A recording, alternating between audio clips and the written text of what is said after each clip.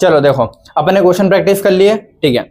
अब इसी में तुमको एक अलग बेटा बात नहीं, एक डिफरेंट टाइप के क्वेश्चन मिलते हैं जहाँ पे कॉन्सेंट्रेशन सेल वाला टर्म यूज होता है, ठीक है। देखो क्वेश्चन कैसा आएगा, सिल्वर मतलब अपनी सेल रिप्रेजेंटेशन आता है ना, बस वैसे ही एक सेल रिप्रेजेंटेशन दिखेगा, लेकिन तुमको लगेगा ये गलत लिखा है, ये लगेगा तुमको, क्यों? क्योंकि वो रिपीटेड लिखा होगा।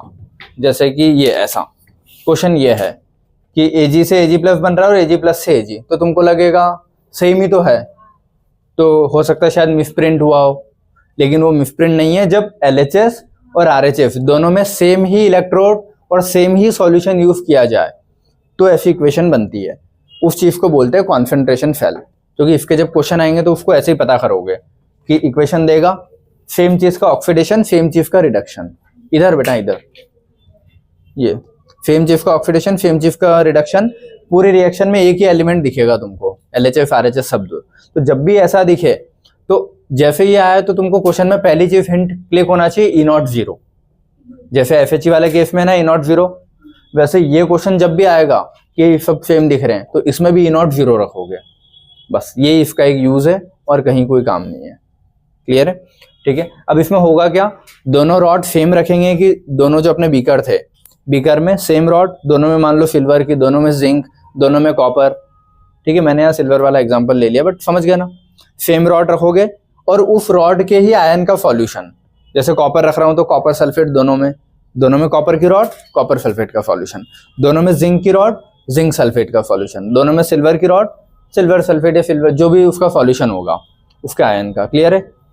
दोनों में हाइड्रोजन इलेक्ट्रोड, दोनों में HCl, ये समझ गए। दोनों में हाइड्रोजन इलेक्ट्रोड का प्लेटिनम वायर और वो, और दोनों में नीचे HCl भरा हुआ है और दोनों को जोड़ रखा है। जब ऐसी सेल दिखे तो उसको बोलते हैं कॉन्सेंट्रेशन सेल। ठीक है, कि एनोड कैथोड सेम है, तुम्हारे सॉल्यूशन सेम है, बस चेंज क्या होता है। अब देखो दोनों सेम है तो कुछ तो फर्क होना चाहिए ना, चेंज होता है उनके सॉल्यूशन के कॉन्सेंट्रेशन में। इधर हो सकता है 1 मोलर ले आओ, इधर हो सकता है मैंने 0.08 मोलर, 0.02, कुछ भी, मतलब इधर का कॉन्सेंट्रेशन इधर का कॉन्सेंट्रेशन अलग अलग होगा। इधर अगर कॉन्सेंट्रेशन C1 है तो इधर C2, A1, A2 कुछ भी, P1, P2। क्लियर है? तो कॉन्सेंट्रेशन अलग होगा। अगर हाइड्रोजन इलेक्ट्रोड वाला केस है कि इधर भी हाइड्रोजन इलेक्ट्रोड लिया, इधर भी हाइड्रोजन इलेक्ट्रोड लिया और उनको जोड़ दिया, दो हाइड्रोजन इलेक्ट्रोड को, तो उनके प्रेशर अलग होंगे, P1, P2। और सॉल्यूशन वाला केस होगा तो कॉन्सेंट्रेशन अलग होंगे।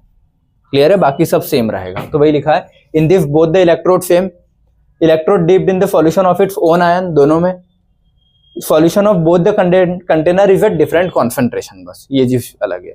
और हाइड्रोजन का केस होगा तो डिफरेंट प्रेशर, ठीक है, डिफरेंट कॉन्सेंट्रेशन एंड, अरे वाह पूरे ब्लैक हो गया, तो डिफरेंट प्रेशर। तो P1, P2 बोलूं इसको, और कॉन्सेंट्रेशन में C1, C2 लिखूं या फिर कुछ भी A1, A2 जो लिखना चाहो। क्लियर है? ठीक है, एग्जाम्पल ये लिख लिया मैंने। एनोड पे क्या होता है, ऑक्सीडेशन, और इधर ही होता है, तो इधर एनोड के ऑक्सीडेशन वाली रिएक्शन लिखी। उधर कैथोड पे रिडक्शन होता है तो रिडक्शन वाली रिएक्शन लिखी। इधर कॉन्सेंट्रेशन A1 होगा पहले बीकर में, दूसरे बीकर का A2 लिया है। ठीक है, अब इधर देखो, दूसरे वाले बीकर का कॉन्सेंट्रेशन ज्यादा रहेगा A2, याद रखना है A2 का कॉन्सेंट्रेशन ज्यादा है क्योंकि सेल अपने को इधर से इधर चलाना है। ठीक है, तो ये एक चीज कंडीशन याद रखना है, A1, A2 कॉन्सेंट्रेशन है ईच हाफ सेल के। ये देखो Ag की रॉड, AgSO4 का सॉल्यूशन, AgSO4 का सॉल्यूशन, सॉल्ट ब्रिज कनेक्टेड होगा, मैंने बनाया नहीं। ठीक है, A1 इसका, A2 उसका, या फिर बोलूं C1 इसका, C2 उसका। अगर ये हाइड्रोजन इलेक्ट्रोड होते तो P1 इसका प्रेशर, P2 उसका प्रेशर। क्लियर है? ठीक है, और A2 या C2 ज्यादा होगा C1 या A2 से, उधर वाले का कॉन्सेंट्रेशन ज्यादा होगा इधर वाले से, तभी सेल वर्क कर रही है। क्लियर है? ये उधर उधर बढ़ जाएगा। ठीक है, ई नॉट उसका 0 होता है, याद रखोगे। कॉन्सेंट्रेशन सेल में ई नॉट क्या लिखते हैं, 0, याद रहेगा इतना। ठीक है, अब एनोड पे क्या होता है, ऑक्सीडेशन, सिल्वर का ऑक्सीडेशन होगा, वही सेम प्रोसेस। कैथोड पे रिडक्शन होगा, सेम उस सिल्वर का रिडक्शन हो जाएगा। ओवरऑल रिएक्शन तुम्हारी Ag+ से Ag+ ही बन रहा है, इधर भी Ag+, इधर भी Ag+। क्लियर है? ठीक है, इसकी नर्व इक्वेशन कैसे जाएगी, EMF equal to E not cell minus, तो वो वाली चीज ये हो जाती है कि इसका EMF equal to E not तो 0 हो गया, तो बचा क्या भाई, -0.0591/n log A1/A2। क्लियर है? लिखो, वो कहीं नहीं लिखा। ठीक है, ये समझ में आ गया। ठीक है, ये बना दिया पूरा ऐसा। लाइकवाइज अगर FAG का केस ले तो उसमें कॉन्सेंट्रेशन अलग नहीं, उसमें क्या अलग करते हैं, प्रेशर। P1 P2 लिखते हैं, और उसमें P1 ज़्यादा होता है P2 से। कॉन्सेंट्रेशन सेल में C2 ज़्यादा होगा C1 से, इसमें P1 ज़्यादा होता है P2 से। कंडीशंस हैं, क्लियर है। और इसका ई सेल कितना होगा 0.059/2 log P1/P2, तो उसमें A1/A2 या P1/P2, क्लियर है। अब इधर देखो, ये चीज़ ऐसे भी कर सकता हूं मैं, अगर इसको ये लिख रहा हूं ना -0.059/2 log P2/P1, समझ गया ना, क्योंकि यहाँ माइनस लगाया है मैंने, तो ये ध्यान रखना।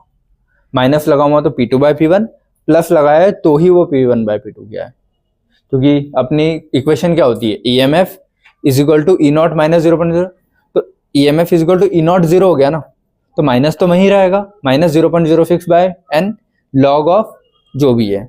तो यहाँ पे मैंने माइनस कहाँ गायब हो गया, गायब कहीं नहीं हुआ है। ओरिजिनल इक्वेशन ये थी कि माइनस ये P2/P1, लेकिन उसको P1/P2 करने के लिए माइनस सिंबल चेंज कर लेते हैं, क्लियर है। तो EMF क्या है, ये EMF या ई सेल ये होता है, इसमें भी माइनस है, इसमें भी माइनस है, बस उसमें A1/A2 होता है, इसमें P2/P1 होता है, ये याद रखना है, क्लियर है। क्योंकि देखो EMF पॉजिटिव कब आएगा, जब A2 ज्यादा होगा A1 से, तो ये कंडीशन होनी चाहिए ना, A2 ज्यादा तभी EMF कुछ आएगा और सेल वर्क करेगी, A2 ज्यादा होना चाहिए A1 से, ठीक है। अब यहाँ पे इसमें इस वाले में EMF पॉजिटिव कब आएगा, जब P1 ज्यादा होगा P2 से, ठीक है। तो इसमें P1 मोर देन P2, और अगर P1 ऊपर लिख रहा हूं तो फिर ये प्लस करना पड़ेगा मेरे को, तभी तो डायरेक्टली जाएगा ई सेल के, क्लियर है। तो इससे क्वेश्चन थ्योरेटिकल बनते हैं ऐसे बहुत सारे, कि इसको बढ़ाया उसको कम किया, ठीक है। अब ये देखो भैया, C2 बढ़ा हुआ तो EMF बढ़ेगा, क्यों, C2 नीचे, A1/A2 लिखूं या C1/C2 लिखूं, क्लियर है। तो A2 बढ़ा हुआ तभी तो ये पॉजिटिव में आएगा, ज्यादा आएगा, क्योंकि माइनस लगा है, ठीक है, तो वही लिखा है। और C1 कम होगा तब भी EMF बढ़ेगा, C1 या A1 कम तब भी EMF बढ़ेगा, समझ में आ रहा है ये, क्योंकि माइनस लगा, माइनस नहीं लगा होता तो फिर डायरेक्टली इन्वर्सली होती चीज, लेकिन माइनस है यहाँ पे, इसीलिए जो डायरेक्टली वो इन्वर्सली हो जाता है, जो इन्वर्सली वो डायरेक्टली हो जाता है, ठीक है। नहीं आ रहा जुबैर, शक्ल से तो दिख रहा है नहीं आ रहा। चलो इधर देख, ये फॉर्मूला है, E0 fail for the concentration fail if always 0, जैसे अपन ने FHE के लिए, कहाँ पे, इस वाले में नहीं, हाँ मतलब P2 नहीं, P1 ग्रेटर होगा। देखो ये माइनस लगा है, EMF कब ज्यादा आएगा, जब ये चीज ज्यादा होगी, तो डायरेक्टली ये होगा ना, P1 ज्यादा होगा तो EMF पॉजिटिव आएगा, तो P1 ज्यादा होना चाहिए P2 से सेल को वर्क करने के लिए, ठीक है। इधर बाकी ये समझ में आया ना, E0 हमेशा क्या होगा 0 इस सेल के लिए, अगर क्वेश्चन आते तो उसमें E0 0 रख के EMF फाइंड करते हैं, ठीक है। If C1 is equal to C2 तो EMF 0 होगा।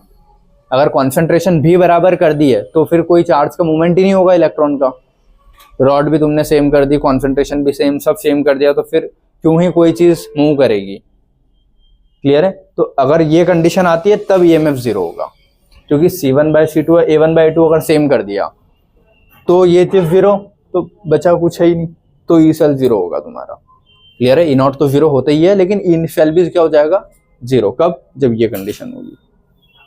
समझ में आ गया है कि अगर ये होगा तो EMF 0, वरना ये होगा तो मतलब नॉर्मली ये 0, वरना इस कंडीशन पे 0, क्लियर है।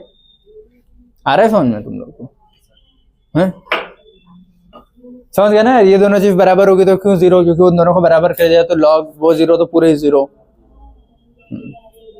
इधर बेटा बातें नहीं सेकंड में, इधर देखो, ये हाइड्रोजन का केस लिया मैंने, जैसे उधर एल्यूमिनियम का लिया था ना।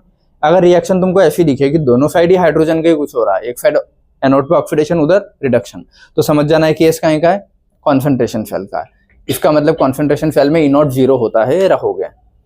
P1 C1 प्रेशर लेते हैं इसके लिए, इसीलिए C2 P2, क्योंकि एक का कॉन्सेंट्रेशन एक का प्रेशर लेना पड़ेगा ना, तो वो चीजें लिखी। तो इसके लिए इक्वेशन कैसे लिखते हैं, EMF इक्वल टू, ये तो 0 हो जाएगा E0 -2 ये होता है लॉग ऑफ प्रोडक्ट अपॉन ये, तो इसकी जब पूरी वो एनोड कैथोड की रिएक्शन और फिर नेट रिएक्शन लिखोगे तो ये चीजें उसकी रखते हैं ना अपन, H H2 H H2, उससे आएगा P2 bye P1 C1 bye C2 का स्क्वायर, क्योंकि यहाँ H प्लस 2H के फॉर्म में होता है तो उसका स्क्वायर जाता है, आता है पक्का।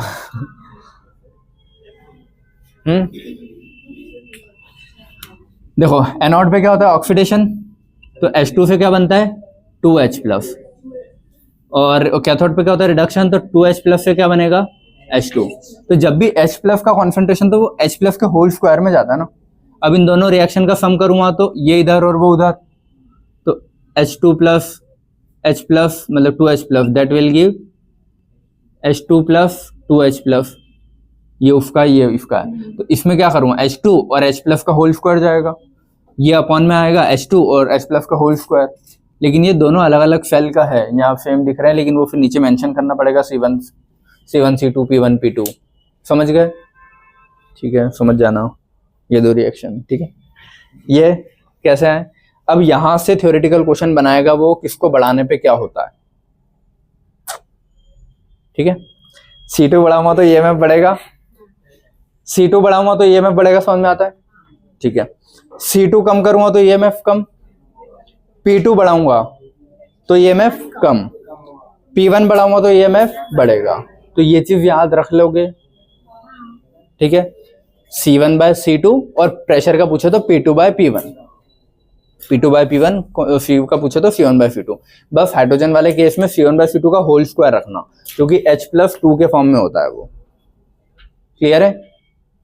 ये थ्योरेटिकल क्वेश्चन बनता है, जो मैंने 2-3 करवाए थे ना तुमको, वो समझ लो इसी से, या अगर ऐसे आते हैं तो अब कर लेना कॉन्सेंट्रेशन टर्म से, क्लियर है। सॉल्व करने वाले क्वेश्चन कैसे आएंगे तुमको ये चीज देख के समझ में आ जाना चाहिए, मतलब E0 0।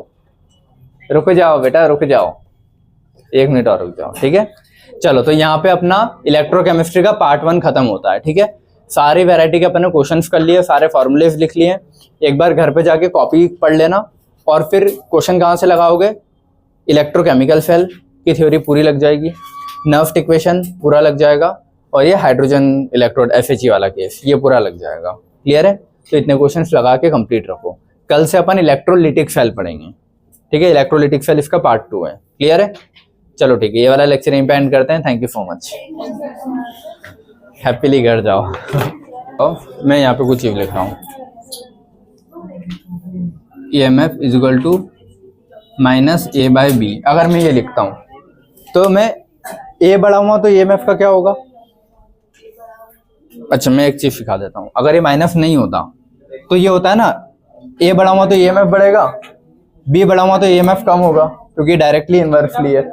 तो अगर मैं आगे माइनस का साइन लगा देता हूँ ना, तो डायरेक्टली इन्वर्सली पलट जाते हैं। जो डायरेक्टली होता है वो इन्वर्सली हो जाता है, जो इन्वर्सली होता है वो डायरेक्टली हो जाता है। तो A के बढ़ाने पे अब EMF कम होगा, B के बढ़ाने पे अब EMF बढ़ेगा, क्योंकि माइनस लग गया है। आ गया ये, तो इसीलिए यहाँ पे माइनस लगा था ना, इसीलिए। हाँ पूछो। इसमें एक कंडीशन है, जब भी कॉन्सेंट्रेशन सेल आएगा तो E0 कब होता है, स्टैंडर्ड कंडीशन पे। स्टैंडर्ड मतलब क्या हुआ, इसका कॉन्सेंट्रेशन 1 मोलर, तो जब 1 मोलर है तो इसमें कुछ दिखेगा ही नहीं ना, तो 0, इसीलिए E0 से। सॉल्यूशन अलग लिया तो कॉन्सेंट्रेशन सेल ही नहीं रहेगा।